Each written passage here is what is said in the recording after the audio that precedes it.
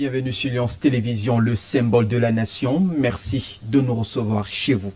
À la une de cette édition du 27 mai 2025.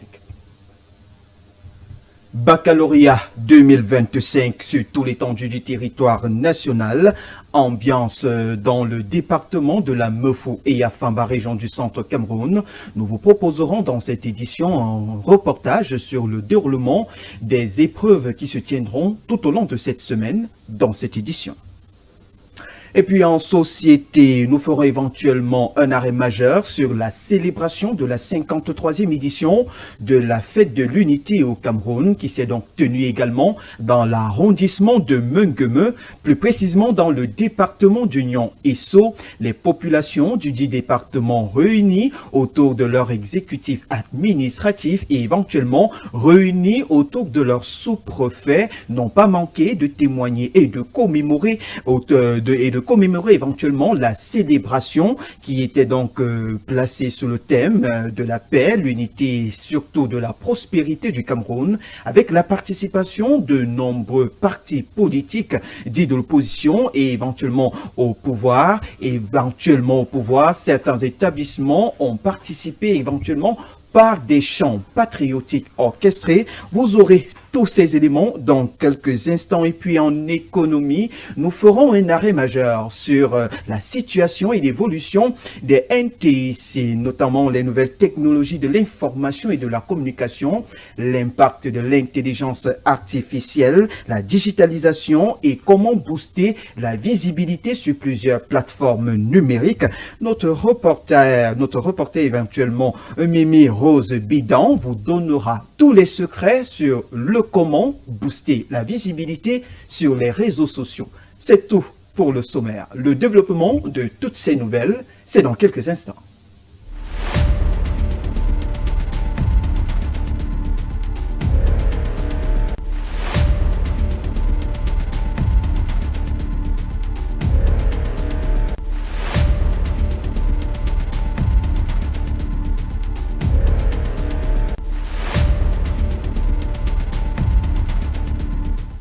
Nous ouvrons ce 19h30 tout d'abord avec cette actualité de dernière minute qui s'est placée sur la clôture du travail de la mission dirigée comme ceci par la directrice générale de l'Organisation mondiale du commerce, la Nigériane Ngozi Ongojo Ewalia, était donc en mission au Cameroun dans l'optique de préparer efficacement la 14e édition de la conférence ministérielle de l'OMC. Cette visite qui s'est tenue durant quelques jours au Cameroun, plus précisément à Yaoundé, a vu la participation du ministre du Commerce Luc Magloire Mbarga Tangana. La directrice générale de l'OMC a éventuellement été décorée commandeur de l'ordre du mérite camerounais lors de sa visite au Cameroun. Cette distinction vient à point nommé pour récompenser le travail acharné et marquer une reconnaissance sur le dit travail, son engagement en faveur du développement économique et commercial. La décoration était donc remise par le membre du gouvernement camerounais pour la promotion dont elle s'est donnée pour mission du commerce sur l'étendue du territoire africain et du continent africain et surtout au Cameroun. Son engagement en tant que promotrice de l'économie africaine a donc été passé au crible tout au long de son séjour au Cameroun. Nous y reviendrons dans nos prochaines éditions. Je vous parlais justement en l'entame de cette édition du commencement ou alors du début de cette session du baccalauréat au Cameroun qui se tiendra durant toute cette semaine. Le bac a éventuellement commencé lundi dernier. Les épreuves écrites du baccalauréat de l'enseignement secondaire général session 2025 ont démarré il y a seulement 24 heures, rendu comme ceci à 48 heures de ce début. Notre reporter vous plonge efficacement sur le déroulement des épreuves écrites dont les élèves et les candidats à cette session ont donc eu à affronter. Voici le reportage que signe tout simplement notre reporter Dominique Owanja. Le top départ des épreuves écrites du baccalauréat d'enseignement secondaire général est donné ce jour sur l'ensemble du territoire national. Dès les premières heures de la matinée, une ambiance studieuse a envahi les différents centres et sous-centres d'examen à travers le triangle national. Le baccalauréat de la session de mai 2025 a pris son envol avec les épreuves de littérature pour les candidats des séries littéraires et ceux des séries scientifiques. Puis s'en est suivi les épreuves de langue et d'informatique. Ce lancement marque une phase décisive pour les élèves de terminale, dont l'avenir académique et professionnel dépend en grande partie de ce précieux parchemin. Au lycée bilingue de Kouaban, établissement situé dans l'arrondissement de Kola-Famba, département de la Mofoua-Famba, région du Centre, l'organisation est au rendez-vous. Selon le chef de centre de cet établissement, plus de 600 candidats prennent part au déroulement des 10 épreuves dans un environnement strictement sécurisé. Des mesures sécuritaires ont été renforcées tant sur le plan physique que logistique. Ce premier jour marque ainsi le coup d'envoi d'une semaine cruciale pour les différents candidats. Plus de 144 000 futurs bacheliers repartis dans 184 sous-centres frappent aux portes de l'enseignement supérieur et aux grandes écoles de formation afin de garantir une insertion socio-professionnelle. Cependant, cette session revêt un regain d'engagement et un supplément de concentration pour relever le taux de réussite cette année, contrairement à l'année dernière, dont le taux de réussite a été historiquement bas et s'élevait à 37,26%. Une innovation cette année, comme réforme digitale et l'instauration d'un système biométrique, une convention signée entre l'OBC et les compagnies de téléphonie mobile, à savoir MTN et Camtel, pour contrecarrer le phénomène des fuites d'épreuves, fléau qui a pignon sur rue aux différents examens officiels au Cameroun. Le ministère des enseignements secondaires et l'office du baccalauréat du Cameroun ont mis les petits plats dans les grands pour s'assurer de l'effectivité d'une session de baccalauréat sans faille ni anicroche. À Madame le ministre des enseignements secondaires d'en appeler aux candidats à plus de concentration et de détermination, car l'entrée à l'université et à la faculté passe par l'obtention de ce précieux sésame. Le clap de fin de cet examen est prévu pour samedi prochain. Direction à présent la région de l'Est Cameroun. La ville d'Abomban s'est donc mobilisée mardi dernier, ceci à l'occasion de la célébration de l'unité nationale entre chants patriotiques et messages de paix autour de cette cohésion sociale. Toutes les composantes sociologiques de l'arrondissement ont pu marteler leur volonté de progresser ensemble dans un climat de cohésion et de paix.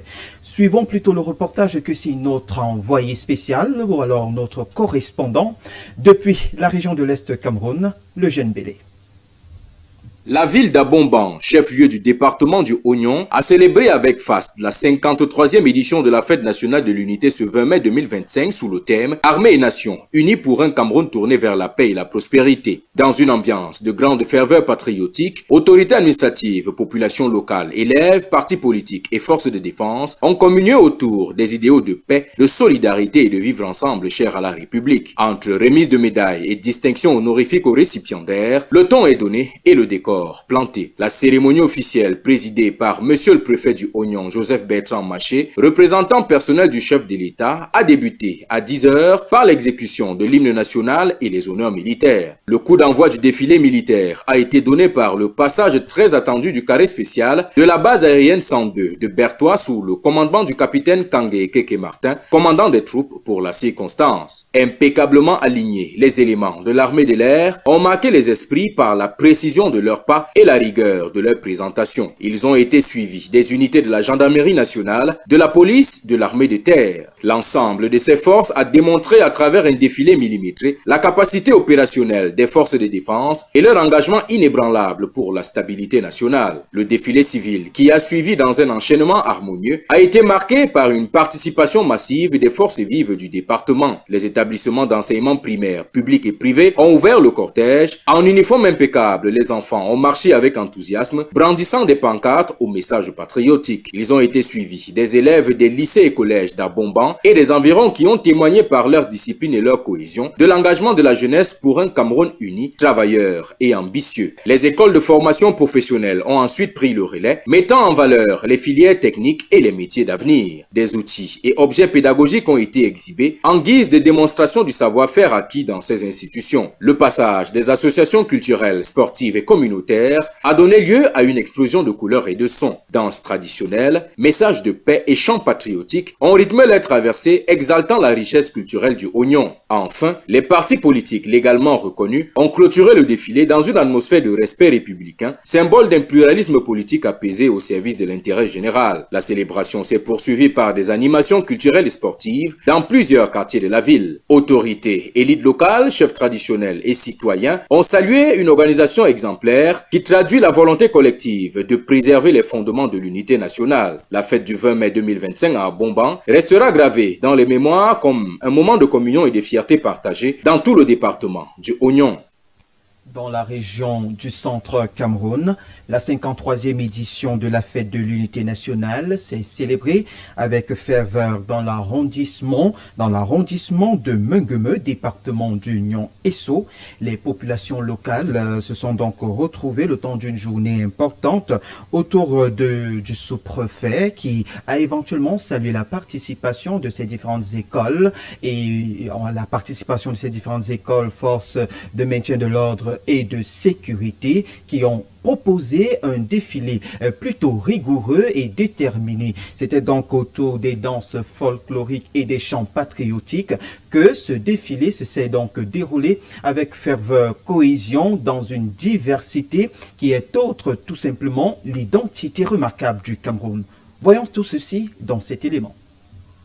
La 53e édition de la fête de l'unité nationale se célèbre avec ferveur dans l'arrondissement de Mengueme, département d'Union Esso. Les populations locales réunies à la place des fêtes commémorent cette journée importante en mettant en avant les valeurs d'unité, de prospérité et de paix chères au Cameroun. Pour construire une prospérité et une paix durable surtout, il faut que le chef de l'État se sente accompagné. Et c'est pour ça que nous sommes à Mengueme, pour donc encadrer cette population dans le développement intégral. Un moment de reconnaissance pour des décorations honorifiques pour les services rendus à la nation. Ça me donne l'occasion de dire d'aller de l'avant, de continuer à travailler, non seulement comme médecin, mais également comme enseignant supérieur. La parade militaire proposée par les forces de défense et de sécurité, anciens combattants et agents des forêts de la faune, démontre avec détermination la volonté de servir le vert jaune dans la diversité. Et puis s'ensuit le défilé civil, constitué de 4 écoles maternelles, 21 écoles primaires, lycées et collèges, orchestrées par des chants patriotiques. Le plus important pour nous, c'est la gaieté,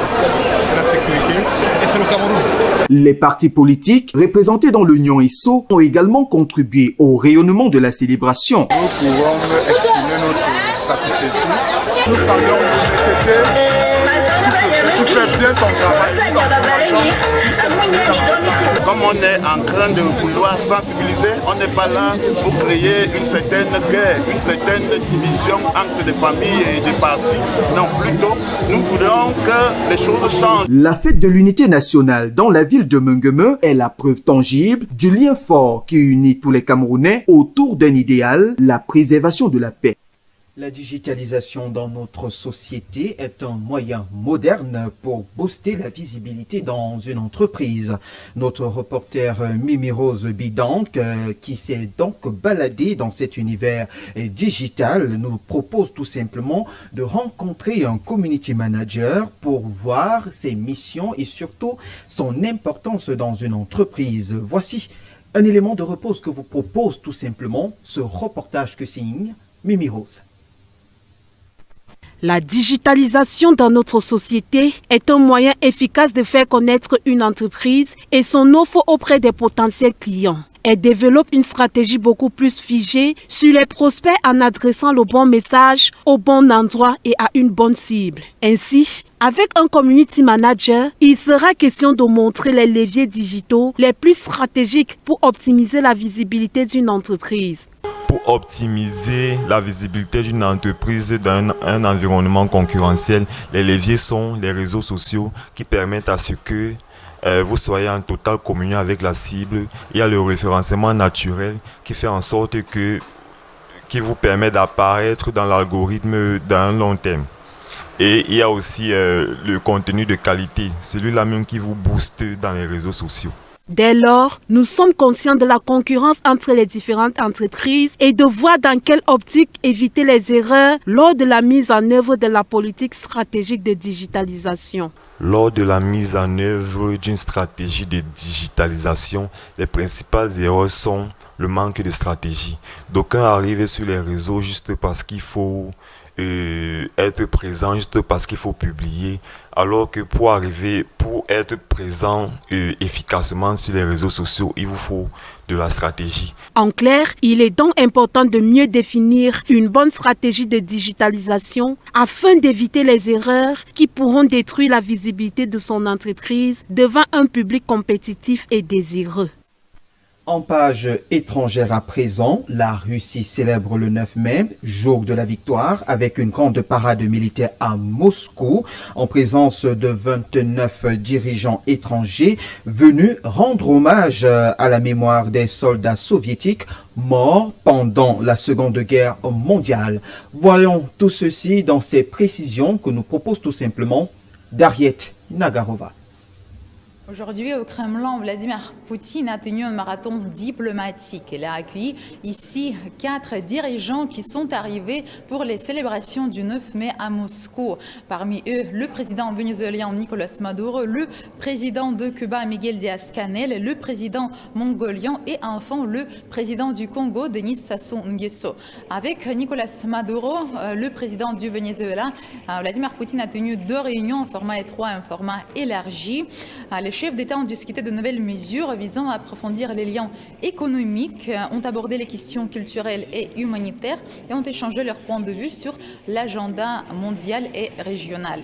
Ce ne sera pas le premier défilé militaire pour Nicolás Maduro car il y a 10 ans, en 2015, il s'est déjà rendu à Moscou pour assister au défilé militaire le jour de la victoire. En 2024, Nicolás Maduro s'est rendu en Russie dans la ville russe de Kazan pour participer au sommet de BRICS. Alors, il s'était entretenu avec Vladimir Poutine et Nicolás Maduro a qualifié leur réunion bilatérale de très productive.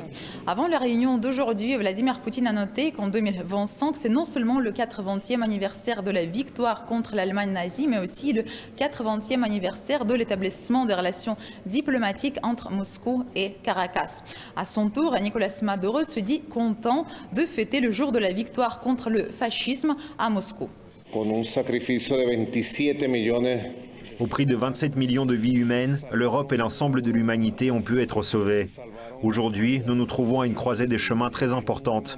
Il s'agit du meilleur moment, celui du 80e anniversaire de nos relations et du 80e anniversaire de la grande victoire. Grâce à l'accord que nous allons signer, nous pourrons donner un nouvel élan au développement de nos relations. Nous pourrons faire un bond en avant qualitatif pour coopérer dans tous les domaines. Et dans les années à venir, nous pourrons constater l'épanouissement des relations entre la Grande Russie, aujourd'hui une puissance clé de l'humanité, et le Venezuela, qui s'inspire des idéaux de Simón Bolívar et d'Hugo Chávez. C'est une grande joie pour nous de pouvoir partager avec vous la célébration de cette grande date et de fêter la victoire de la Grande Guerre patriotique. Pour nous aussi, il s'agit d'une victoire.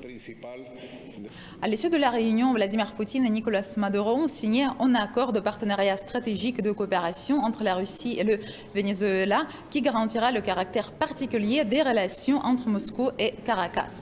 La Russie et le Venezuela ont convenu de développer une coopération militaire technique dans l'intérêt du renforcement des capacités de défense des deux pays selon le document. Deuxième président qui aujourd'hui au Kremlin est devenu le président de Cuba, Miguel Díaz-Canel. En mai 2024, donc il y a un an, le dirigeant de Cuba avait déjà visité Moscou et assisté au défilé militaire du 9 mai sur la place Rouge. Il avait alors tenu une réunion bilatérale avec Vladimir Poutine, lors de laquelle il avait souhaité du succès à la Russie dans l'opération militaire spéciale en Ukraine. Avant les négociations d'aujourd'hui, le président cubain a déclaré que les tentatives à minimiser le rôle significatif de l'URSS et de l'armée rouge dans la victoire sur le nazisme se multiplient. Il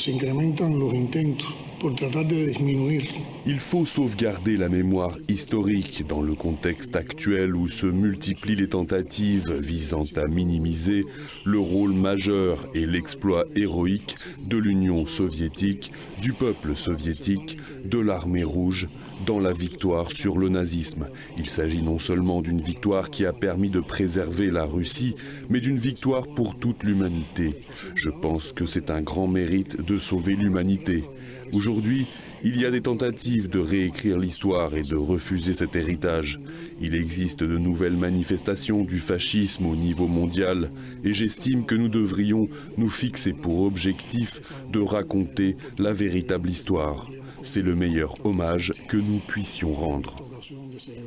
Ensuite, Vladimir Poutine a reçu son troisième homologue. C'était la troisième réunion bilatérale avec le président mongolien Ukhnagin Khersullah. Lors de la réunion d'aujourd'hui, Vladimir Poutine a déclaré que la Russie tient en haute estime la coopération avec la Mongolie lors de la Grande Guerre patriotique. La Russie tient en haute estime la coopération avec la Mongolie pendant la Grande Guerre patriotique et lors de la défaite de l'armée japonaise du Gandon en 1945. La colonne de chars de l'armée rouge et l'escadrille Arat-mongole, créée aux frais de simples citoyens mongols, se sont battus pour notre pays, pour notre victoire commune. En août 1945, l'armée populaire mongole a également participé aux opérations contre l'armée japonaise. Nous nous souvenons de tout cela et nous l'apprécions. Le partenariat stratégique global avec la Mongolie voisine et amie est l'une des priorités de notre politique.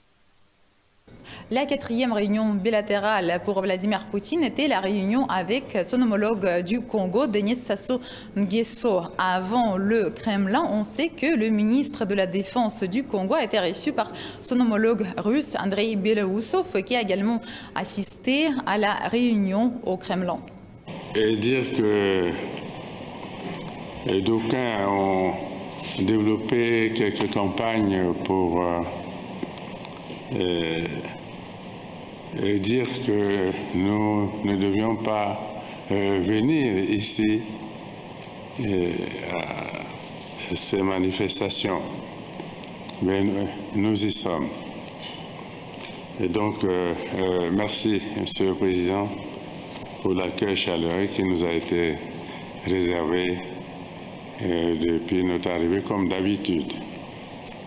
Les dirigeants du monde entier commencent à arriver dans la capitale russe pour assister au défilé militaire du 9 mai sur la place Rouge. Xi Jinping est déjà à Moscou, ainsi que le président du Brésil. Mais pas pour tout le monde. Ce déplacement a été facile. Par exemple, le président serbe Alexandre Vučić a dû se rendre en Russie via l'Azerbaïdjan, car la Lettonie et la Lituanie n'ont pas autorisé à son avion de survoler leur espace aérien. Sergei Lavrov a qualifié ce geste de honteux. Le Premier ministre slovaque Robert Fico a également déclaré que l'Estonie n'a pas autorisé à son avion de survoler leur espace aérien. La journée de demain sera consacrée aux relations russo-chinoises, car demain, Xi Jinping sera reçu au Kremlin par Vladimir Poutine. Selon le communiqué du Kremlin, les questions les plus sensibles seront abordées lors des négociations de demain. Et dans la suite de cette célébration, les leaders africains rendent effectivement un vibrant hommage à l'Union soviétique, soulignant par ailleurs l'importance de cette victoire pour le continent africain et exprimant leur solidarité avec le peuple russe. Voici une fois de plus un élément que signe notre correspondant depuis Moscou. Je m'appelle Dileka Mandela. Je suis rue Villakezia, Soweto, Johannesburg, devant la maison de Nelson Mandela. Mon grand-père, Nelson Mandela, a consacré toute sa vie à la lutte pour la liberté. C'est pour ça que je comprends les Russes. Je comprends pourquoi ils ont tenu bon aux portes de Moscou. Je comprends pourquoi ils se sont battus, bec et ongle, pour Stalingrad. Je comprends pourquoi ils se sont battus contre vents et marées, jusqu'à atteindre Berlin même, pour détruire ceux qui voulaient les opprimer et les exterminer. Les Russes se sont battus pour leur liberté et leur droit à la vie. et ils ont gagné. C'est pourquoi je tiens à souhaiter un joyeux jour de la victoire. Votre victoire dans la Grande Guerre patriotique n'a pas été seulement la vôtre. Elle a été la victoire de l'humanité tout entière, bien que le prix à payer ait été élevé. Des millions de morts et de nombreuses villes détruites. La défense héroïque de votre pays a montré au monde entier la résistance du peuple russe et a mis fin aux craintes d'expansion terroriste qui se propageaient en Europe à l'époque. Aujourd'hui, des décennies plus tard, nous comprenons à quel point il est important de garder la mémoire de ces événements. Je crois que l'Égypte et la Russie seront, comme elles l'ont toujours été, côte à côte pour défendre la vérité, la justice et la souveraineté, unissant leurs efforts pour bâtir un monde multipolaire. Chers amis, que cette fête remplisse vos cœurs de fierté pour vos ancêtres et votre pays, que des cieux paisibles s'étendent toujours au-dessus de vous et que la mémoire de vos héros et des nôtres vive dans les cœurs des générations futures. Joyeuses fêtes, joyeux jour de la grande victoire à vous. Et les négociations commerciales entre l'Union européenne et les États-Unis d'Amérique se retrouvent une fois de plus dans l'impasse en raison des coûts de douane imposés par Washington. Les deux parties cherchent tout simplement à trouver un compromis pour résoudre le conflit commercial qui affecte les deux économies des deux côtés de l'Atlantique, il faut le souligner. Voici plus de précisions dans cet élément que nous propose RTTV. L'Union européenne prévoit d'imposer des droits de douane supplémentaires sur environ 100 milliards d'euros de marchandises américaines si les négociations commerciales en cours n'aboutissent pas à un résultat satisfaisant pour l'UE, selon des sources citées par Reuters. Les négociations entre l'Union européenne et les États-Unis, qui ont commencé le mois dernier, n'ont guère progressé et l'on s'attend à ce que l'essentiel des droits de douane américains reste en place, ce qui suscite une incompréhension au sein même de la Commission européenne. Lors de la réunion intercomité, vous nous avez dit que nous donnerions aux États-Unis 2 semaines et répondions ensuite. Ça fait déjà plus d'un mois. Les tarifs américains sont toujours en place alors que nous avons pris une pause tactique. Cela veut dire deux choses. Soit vous mentez au Parlement, ce que je ne veux pas croire, soit vous ne connaissez pas Donald Trump, ce qui, je crains, est encore pire. Peut-être que je manque d'intelligence pour comprendre le plan de la Commission, mais je vous jure, si je ne le comprends pas, le public non plus. La nouvelle liste de contre-mesures de l'UE s'ajoutera aux 21 milliards d'euros de produits américains déjà visés par l'Union en réponse aux droits de douane de 25% imposés par Trump sur les exportations d'acier et d'aluminium. L'UE a accepté au début du mois de retarder de 90 jours la mise en œuvre de ces mesures après que les États-Unis ont abaissé leur taux dit de réciprocité sur la plupart des exportations de l'UE de 20% à 10% pendant que les négociations se déroulent. Mais cette contre-mesure, censée apporter un soulagement temporaire, n'élimine pas complètement la pression mise sur l'économie européenne. Les États-Unis ont temporairement diminué leurs tarifs supplémentaires universels de 20% à 10%. En réponse, nous avons fait preuve d'une bonne volonté significative en mettant en pause pour 90 jours nos mesures de rétorsion aux tarifs sur l'acier et l'aluminium. Avec cette suspension, nous voulons laisser de l'espace pour les négociations. Cependant, les tarifs américains recouvrent toujours 380 milliards d'euros d'exportations européennes aux États-Unis, soit 70% du total de nos exportations, à des taux entre 10 et 25%. Cependant, cette confrontation des droits de douane nuit à la quasi-totalité des pays membres de l'Union européenne. C'est notamment le cas pour la Slovaquie, où le Premier ministre Robert Fico rappelle les lourdes conséquences possibles pour l'UE en cas de la continuation de cette guerre commerciale. Une guerre commerciale de grande ampleur continue entre l'UE et les États-Unis, entre les États-Unis et la Chine. L'Europe craint que des produits chinois, du moment où les marchés américains leur seront pratiquement fermés, n'inondent les marchés européens et ne nuisent davantage à l'économie européenne. Ces influences externes sont extrêmement négatives et dangereuses. Il en est de même pour Jordan Bardella, qui s'est exprimé au sein de la Commission européenne, mais bien plus radicalement que ses homologues. Le député français propose de passer par des mesures réciproques pour rester en position de force en cas de négociation. Il est dans notre bon droit de riposter par des droits de douane gradués. qui seront un moyen de pression pour négocier et obtenir un retour à la normale. L'Europe est un marché de 450 millions de consommateurs et il serait incompréhensible qu'elle reste les bras ballants. Mais la véritable riposte consiste en une rupture claire, avec au moins 3 décennies d'errance, une rupture avec les choix de la Commission européenne. Ainsi, en absence d'unité au sein de la Commission européenne, dans un contexte de mesures réciproques entre Washington et Bruxelles, les négociations portant sur les droits de douane ne semblent pas bien avancées et, une fois de plus, ce sont les citoyens européens qui en payent le prix. Direction à présent l'Afrique de l'Ouest. Le gouvernement malien a décidé de suspendre les activités des partis politiques dans le pays. Cette mesure intervient dans un contexte de tension politique et de transition au Mali. Voici des éléments de réponse que vous propose tout simplement notre correspondant RTTV depuis le Mali. C'est donc acté, l'une des recommandations phares des dernières concertations nationales au Mali vient d'être adoptée. Les partis politiques doivent cesser toute activité. Le président de la transition, le général Assimi Goïta, a signé un décret allant dans ce sens ce mercredi en réunion hebdomadaire du Conseil des ministres.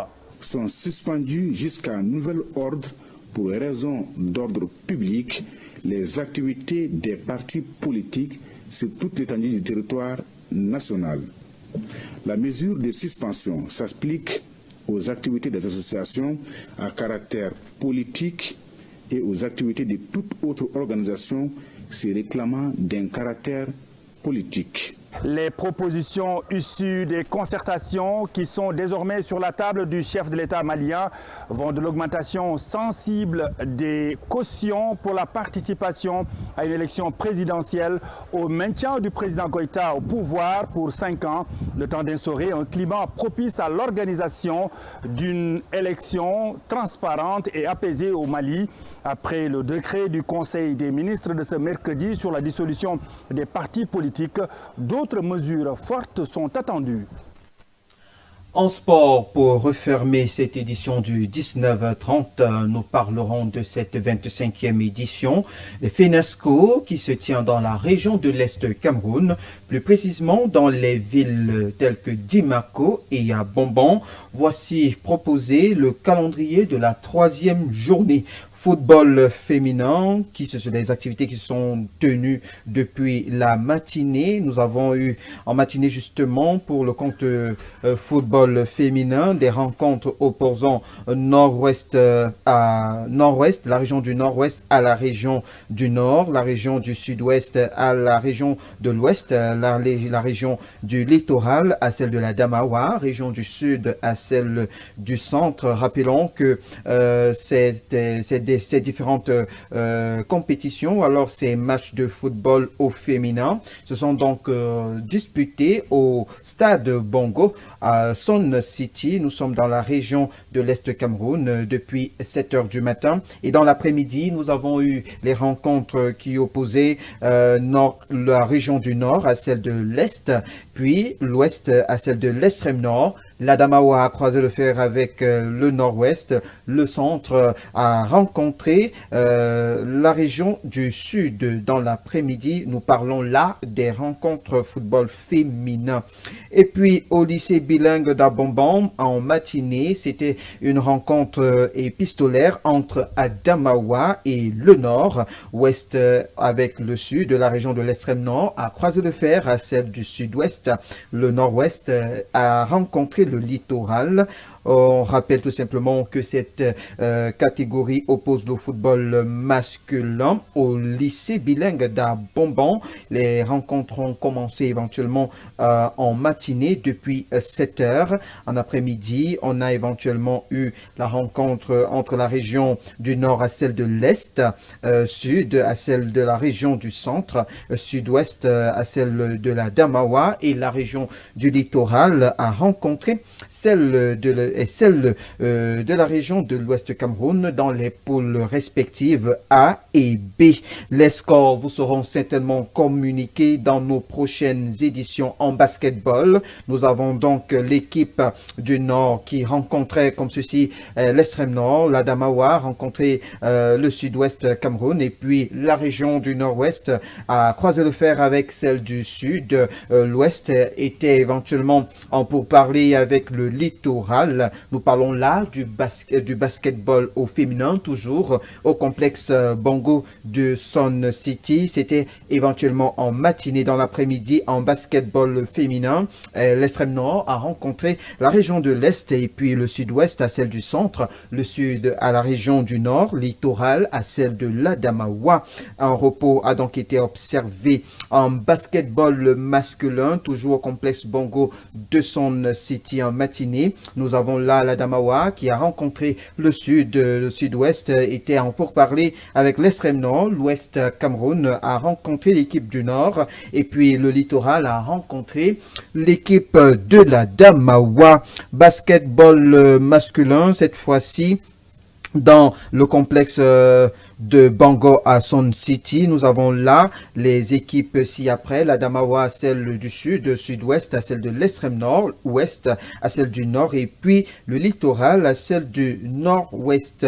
C'était donc là les différentes rencontres de la journée en volleyball. Vous avez la volleyball féminin, l'équipe du centre qui rencontrait par ailleurs la poule B. Dans la poule B était constituée du centre et du Sud-Ouest, et la poule B encore constituée du sud au littoral. Ces rencontres se sont donc tenues depuis la matinée dès 7h30 en handball masculin, en handball féminin. On a donc eu 4 rencontres, notamment celle du nord-ouest à celle de l'ouest, littoral nord, sud au sud-ouest, Adamawa extrême nord, toujours dans la rubrique handball féminin.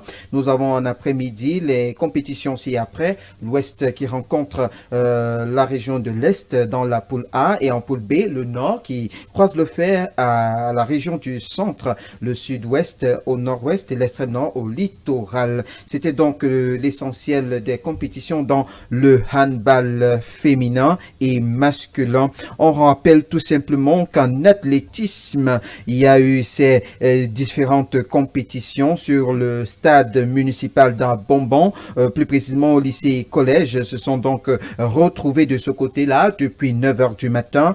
On avait donc en athlétisme 5000 mètres féminins, 5500 mètres masculins en finale, et puis 100 mètres féminins en série, 100 mètres masculins en série également. À 10h15, nous avons eu un 400 mètres féminin série, 100 mètres féminin finale, et puis 100 mètres masculin finale. Athlétisme Éniette et Niège qui s'est donc tenu au lycée bilingue de Dimako dès 15h, longueur féminin finale, et puis poids masculin finale, et puis 400 mètres féminin finale. C'était donc là les résultats ou alors les compétitions de la journée concernant la série athlétisme en badminton. Nous avons eu les rencontres ci-après, demi-finale opposant la région de l'Ouest à celle du Sud-Ouest Cameroun. L'extrême Nord a rencontré la région de l'Est Cameroun au gymnase et lycée bilingue d'Abomban,